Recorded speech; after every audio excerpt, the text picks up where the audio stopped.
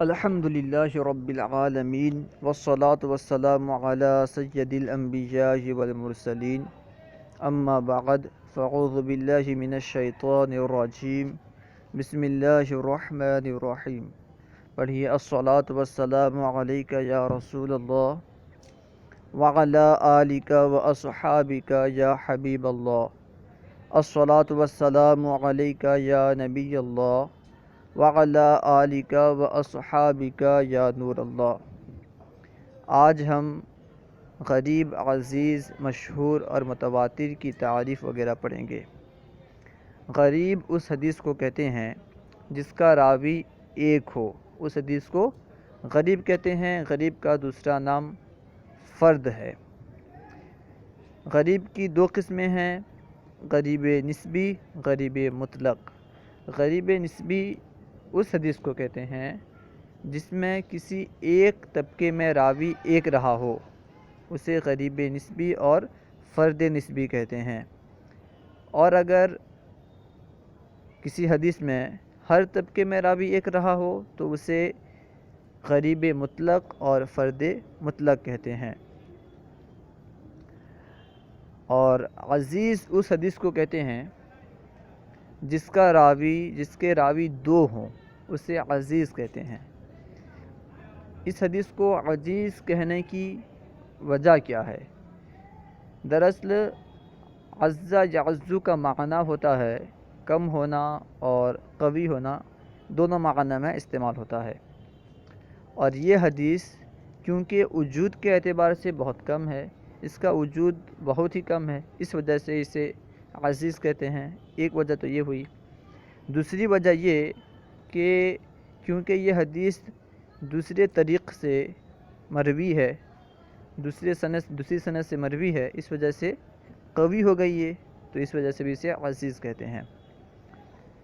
مشہور اس حدیث کو کہتے ہیں جس کے راوی دو سے زیادہ ہوں اور حد تواتر کو نہ پہنچے ہوں، اس حدیث کو مشہور کہتے ہیں.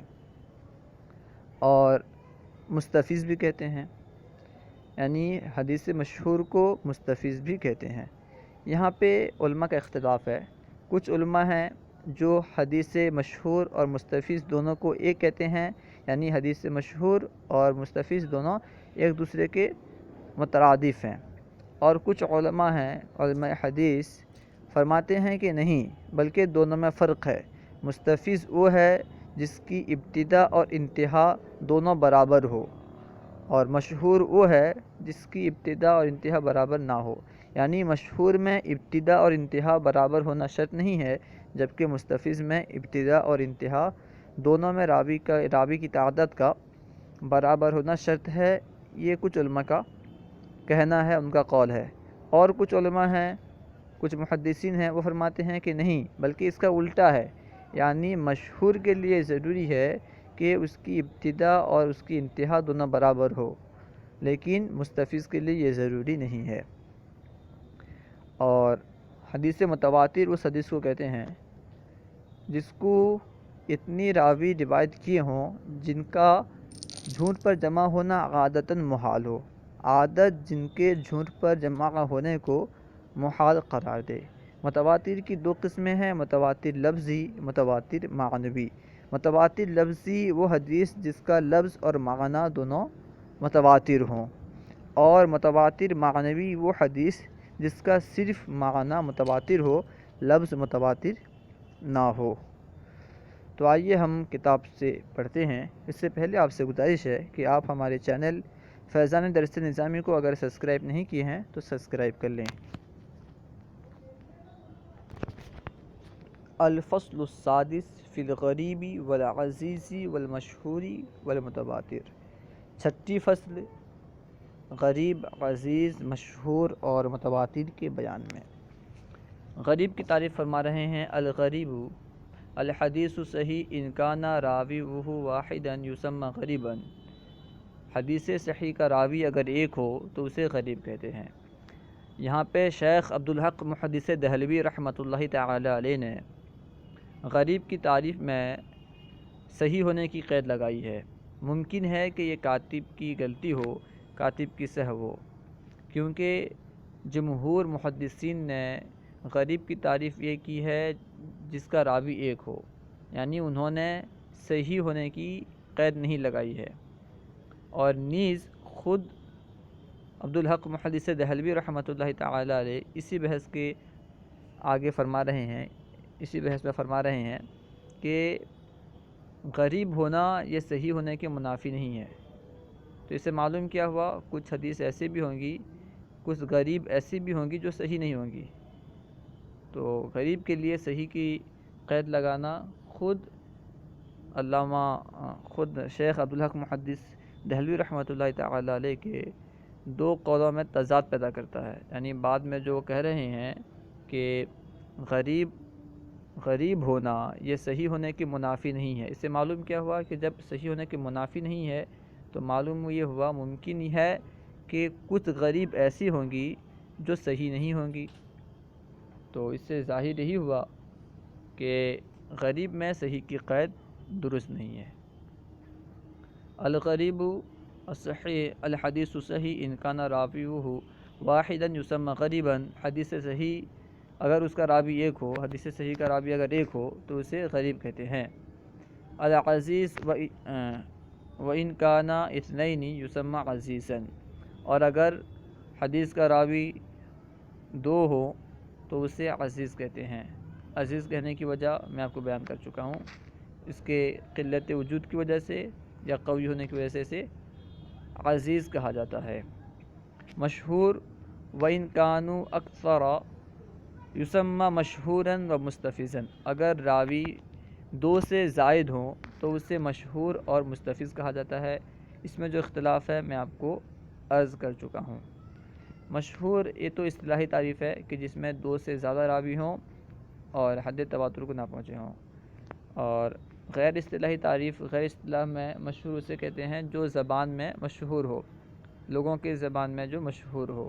پھر اس کی کئی صورتیں بن جائیں گی کہ جو علماء کے فقہاء کے نزدیک مشہور کچھ اور ہوگی، کچھ عام لوگوں کے درمیان مشہور کچھ اور ہوگی، اسی طرح ہر ایک طبقے کے نزدیک مشہور کچھ اور ہوگی۔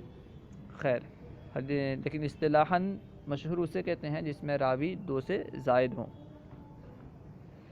المتواتر وَإِن بلغت رواته في الكثرة إلى أن يستحيل العادة تواترهم على الكذب يسمى متواترا، یہاں فرما رہے ہیں کہ اگر راویوں کی تعداد اگر کثرت میں اس حد تک پہنچ جائے کہ عادت ان کا کذب پر جمع ہونے کو محال قرار دے، یعنی راویوں کی تعداد کثرت میں اتنی بڑھ جائے کہ عادت ان تمام راویوں کا کذب پر جمع ہونے کو، جھوٹ پر جمع ہونے کو محال قرار دے، تو اس حدیث کو کہیں گے کہ یہ حدیث متواتر ہے۔ متواتر کی دو قسمیں ہیں، میں آپ کو بتا چکا ہوں، متواتر لفظی، متواتر معنوی۔ لفظی جس کا لفظ اور معنی دونوں متواتر ہو، معنوی جس کا صرف معنی متواتر ہو، لفظ متواتر نہ ہو۔ یہاں سے بتا رہے ہیں فرد، میں نے آپ کو بتلایا کہ حدیث غریب کو فرد کہتے ہیں، وہی فرما رہے ہیں وَيُسَمَّى الْغَرِيبُ فَرْدًا أَيْضًا، اور غریب کو فرد بھی کہا جاتا ہے۔ یہاں سے غریب کی یعنی فرد کی تقسیم بیان کر رہے ہیں، قسمیں بیان کر رہے ہیں۔ الفرد النسبی والمراد بکون راویہ واحدا کونہ کذالک ولو فی موضع واحد من الاسناد لکنہ یسمى فردا نسبیا، فرما رہے ہیں کہ راوی کے ایک ہونے سے مراد یہ ہے کہ اسی طرح معاملہ ہو، یعنی راوی ایک رہا ہو اگرچہ کسی ایک ہی جگہ میں کیوں نہ ہو، اسناد کے اگرچہ کسی ایک جگہ میں راوی ایک کیوں نہ رہا ہو، اسے بھی کیا کہیں گے؟ غریب کہیں گے، فرد کہیں گے۔ لیکن اگر اسناد کے کسی ایک جگہ میں راوی ایک رہا ہوگا تو اسے کہیں گے فرد نسبی۔ الفرد المطلق وإن كان في كل موضع منه يسمى فردا مطلقا، فرما رہے ہیں کہ اگر اسناد کے ہر جگہ میں، اسناد کے ہر طبقے میں اگر راوی ایک رہا ہو تو اسے فرد مطلق کہا جاتا ہے۔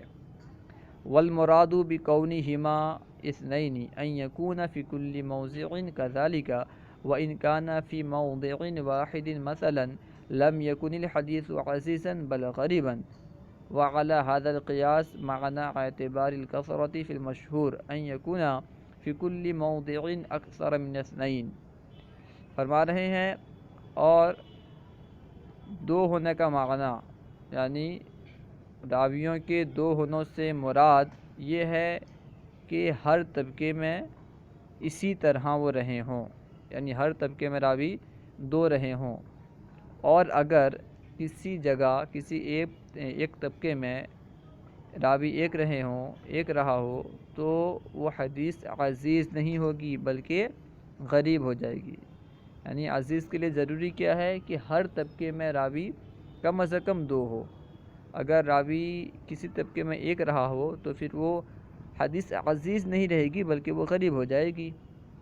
وہی فرما رہے ہیں کہ اسی قیاس پر مشہور میں کثرت کا معنی ہے، مشہور میں کثرت کے اعتبار کا معنی بھی اسی قیاس پر ہے، یعنی کیا ہے کہ ہر جگہ ہر طبقے میں دو سے زیادہ راوی رہے ہوں، اور اگر کسی طبقے میں دو سے کم رہے ہوں یا کسی میں ایک رہا ہو راوی تو اسے مشہور نہیں کہیں گے، اگر دو رہا ہوگا تو اسے کہیں گے یہ عزیز ہے، اور اگر راوی ایک ہوگا تو اسے کہیں گے یہ غریب ہے۔ وَهَذَا الْمَعْنَى قَوْلُهُمْ إِنَّ الْأَقَلَّ حَاكِمٌ عَلَى الْأَكْثَرِ فِي هَذَا الْفَنِّ فَافْهَمْ۔ اور یہاں فرما رہے ہیں یہی معنی ہے محدثین کے قول کا۔ کیا معنی ہے، کیا قول ہے محدثین کا؟ ان الاقل حاکم علی الاکثر فی هذا الفن، کہ اس فن میں عقل اکثر پر حاکم ہوتا ہے، یعنی اس فن میں کم تعداد زیادہ تعداد پر حاکم ہوتا ہے، عقل اکثر پر حاکم ہوتا ہے۔ ان کے اس قول کا یہی معنی ہے کہ عقل کے اعتبار سے حدیث کا نام رکھتے ہیں، عقل کے اعتبار سے حدیث کو موسوم کرتے ہیں، اکثر کے اعتبار سے نہیں۔ فافہم، تو آپ سمجھ جائیے۔ یہاں سے بیان کر رہے ہیں جو میں آپ کو بتلایا تھا کہ غریب کی تعریف میں صحیح کی قید درست نہیں ہے، کیونکہ یہ خود بیان کر رہے ہیں غریب اور صحت ایک دوسرے کے منافی نہیں ہیں۔ دیکھیں، ولا تنافی بین الغرابتی والصحتی، غرابت اور صحت میں منافی نہیں ہے، تنافی نہیں ہے۔ وعلم مما ذکر ان الغرابۃ لا تنافی الصحہ، اور جان لیا گیا اس سے جو ذکر کیا گیا کہ غرابت یہ صحت کے منافی نہیں ہے، کیونکہ غرابت کے لیے کیا ضروری ہے کہ راوی ایک رہا ہو، راوی ایک ہو، بس اس کا صحیح ہونا ضروری نہیں ہے۔ وَيَجُوزُ أَن يَكُونَ الْحَدِيثُ صَحِيحًا غَرِيبًا بِأَن يَكُونَ كُلُّ وَاحِدٍ مِّن رِجَالِهِ ثِقَةٌ۔ فرما رہے ہیں کہ یہ ممکن ہے کہ حدیث صحیح غریب ہو، کوئی حدیث صحیح بھی ہو غریب بھی ہو، یہ ممکن ہے۔ کس طرح؟ اس طرح کہ اس حدیث کے جو رجال ہیں، جتنے راوی ہیں، سب کے وہ راوی جو ہوں ان میں سے ہر ایک ثقہ رہا ہو، یعنی ہر طبقے میں راوی ایک رہے ہوں، یا پھر کسی ایک طبقے میں راوی ایک رہا ہو، لیکن جتنے بھی راوی ہیں اس حدیث کے سب ثقہ رہے ہوں، تو پھر وہ حدیث صحیح ہو جائے گی، کیونکہ ثقہ راوی روایت کر رہے ہیں تو اس لیے صحیح ہو جائے گی۔ اور کیونکہ یہاں پہ ایک راوی روایت کرنا پایا گیا یہاں پہ، اس وجہ سے یہ غریب ہے۔ تو غریب اور صحت ایک دوسرے کے منافی نہیں ہیں۔ یہاں بیان کر رہے ہیں کہ غریب کبھی دوسرے معنی میں بھی، یعنی شاذ کے معنی میں غریب کبھی استعمال ہوتا ہے۔ دیکھیں، والغریب قد یقع بمعنی الشاذ ای شذوذا ہوا من اقسام الطعن فی الحدیث۔ فرما رہے ہیں کہ غریب کبھی شاذ کے معنی میں واقع ہوتا ہے، استعمال ہوتا ہے، یعنی اس شاذ کے معنی میں ای شذوذا جو کہ حدیث میں طعن کی اقسام میں سے ہے۔ شذوذ وہ شذوذ جو کہ حدیث میں طعن کی اقسام میں سے ہے، جس کی وجہ سے حدیث میں طعن کی جاتی ہے۔ وَهَذَا هُوَ الْمُرَادُ مِنْ قَوْلِ صاحب المصابیح، اور یہی مراد ہے صاحب مصابیح کے قول کا۔ صاحب مصابیح شیخ ابو محمد حسین بن مسعود رحمۃ اللہ تعالی علیہ، انہیں صاحب مصابیح کہا جاتا ہے، ان کی کتاب مصاحب السنہ ہے۔ انہوں نے مصاحب السنہ میں فرمایا، انہوں نے مصاحب السنہ میں کہتے رہتے ہیں کہ یہ حدیث غریب ہے، اس طرح کے الفاظ وہ کہتے رہتے ہیں، بولتے رہتے ہیں۔ تو وہی کہا جا رہا ہے کہ ان کی کتاب مصاحب السنہ میں جو یہ کسی حدیث کو تعان کرتے ہوئے، حدیث پہ تعان کرتے ہوئے کہتے ہیں ھذا حدیث غریب، تو اس کا معنی ہوتا ہے ھذا حدیث شاذ، یعنی یہ حدیث جو ہے شاذ ہے۔ غریب کو وہ شاذ کے معنی میں استعمال کرتے ہیں، یعنی جو ثقہ راوی کے خلاف روایت کرے۔ دیکھیں وَهَذَا هُوَ الْمُرَادُ مِنْ قَوْلِ صَاحِبِ الْمَصَابِيحِ مِنْ قَوْلِهِ هَذَا حَدِيثٌ غَرِيبٌ لَمَّا قَالَ بِطَرِيقِ الطَّعَنِ، فرما رہے ہیں کہ صاحب مصابی یعنی حسین بن مسعود رحمۃ اللہ تعالی علیہ جب اپنی کتاب مصاحب السنہ میں طعان کے طریقے پہ یہ کہتے ہیں ھذا حدیث غریب، تو اس سے مراد کیا ہوتا ہے؟ اس سے مراد حدیث غریب سے مراد شاذ ہوتی ہے، جو ہم اس سے پہلے پڑھ چکے ہیں طعن کے بیان میں۔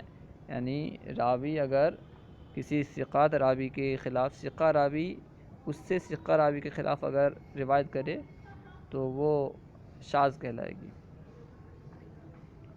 وَبَعْضُ النَّاسِ يُفَسِّرُونَ الشَّاذَ بِمُفْرَدِ الرَّاوِي مِنْ غَيْرِ اعْتِبَارِ مُخَالَفَتِهِ لِلثِّقَاتِ كما سبق وَيَقُولُونَ صَحِيحٌ شاذٌ وَصَحِيحٌ غَيْرُ شاذٍ، فرما رہے ہیں اور بعض لوگوں نے شاذ کی تفسیر کی ہے راوی کے تفرد سے، یعنی ایک راوی کے ہونے سے انہوں نے شاذ کی تفسیر کی ہے، شاذ کو بیان کیا ہے ثقہ راوی کے مخالفت کا اعتبار نہ کرتے ہوئے۔ یعنی بعض لوگوں نے شاذ کو غریب کے معنی میں استعمال کیا۔ الحاصل یہ کہ بعض لوگوں نے شاذ کو غریب کے معنی میں استعمال کیا۔ شاذ تو اسے کہتے ہیں نا کہ جس میں ثقہ راوی دوسرے ثقہ راوی سے جو اس سے زیادہ ثقہ ہو اس کے خلاف روایت کرے، لیکن بعض لوگوں نے کیا کیا ہے کہ جس میں ایک راوی پایا جائے، جس حدیث کو ایک راوی روایت کرے، یعنی جس حدیث کی روایت میں کوئی راوی متفرد ہو، اکیلا ہو، اس حدیث کو بعض لوگوں نے شاذ کہا ہے، کما سبق کا جیسا کہ گزر گیا۔ یقولون، وہ لوگ کہتے ہیں، کیا کہتے ہیں؟ صحیح شاذ صحیح غیر شاذ، یعنی وہ کہتے ہیں صحیح شاذ اور صحیح غیر شاذ، صحیح کے ساتھ شاذ کہتے ہیں، اسی طرح صحیح کے ساتھ غیر شاذ کہتے ہیں۔ آپ نے پڑھا ہوگا کہ صحیح کی تعریف میں یہ قید ہے کہ وہ شاذ نہ ہو، تو یہ کیسے ہو سکتا ہے کہ ایک حدیث صحیح بھی ہو اور شاذ بھی ہو؟ کیونکہ جب صحیح کی تعریف میں یہ موجود ہے وہ شاذ نہ ہو، تو یہ کیسے ہو سکتا ہے کہ ایک ہی حدیث صحیح بھی ہو اور شاذ ہو؟ تو اس سے معلوم ہوا کہ یہاں شاذ کسی دوسرے معنی میں ہے، یعنی غریب کے معنی میں ہے۔ یہاں شاذ کا استعمال غریب کے معنی میں کیا گیا ہے، یعنی راوی کا متفرد ہونا۔ یہاں پہ جو عبارت لکھی گئی ہے ایسا لگتا ہے کہ یہاں سے شاذ و صحیح غیر شاذ، یہاں سے ایک الگ بات شروع ہو رہی ہے، حالانکہ مسئلہ ایسا نہیں ہے، بات ایسی نہیں ہے، بلکہ اس کا تعلق پیچھے سے ہے۔ یعنی یقولون صحیح شاذ و صحیح غیر شاذ، یہ جو بڑے لیٹر میں جو لکھا گیا ہے یہ غلطی سے لکھ گیا ہوگا کیونکہ اس کا تعلق پیچھے سے ہے، لیکن یہاں سے معلوم اس طرح ہوتا ہے کہ یہاں سے الگ بات شروع ہو رہی ہے، معاملہ ایسا نہیں ہے۔